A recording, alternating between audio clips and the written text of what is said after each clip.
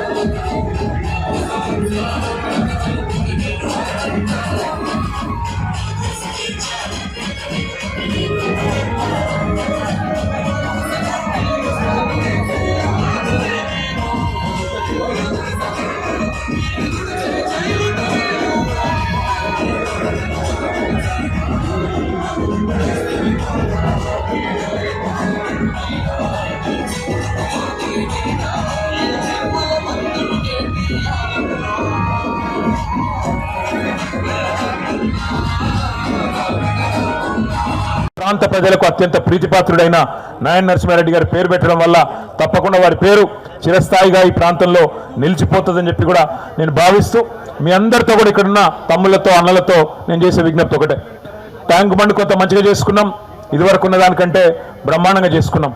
అదేవిధంగా మరొక వైపు నెక్లెస్ రోడ్డు, ఆ మొత్తం హుస్సేన్ సాగర్ పరిసరాలు కూడా ఈరోజు కొత్తగా వచ్చి అందరూ కూడా కొత్తగా టూరిస్టులు ఎవరైనా వస్తే తప్పకుండా ఈ ప్రాంతానికి కూడా పోవాలి అనే పద్ధతిలో దాన్ని కూడా తీర్చిదిద్దుకున్నాం.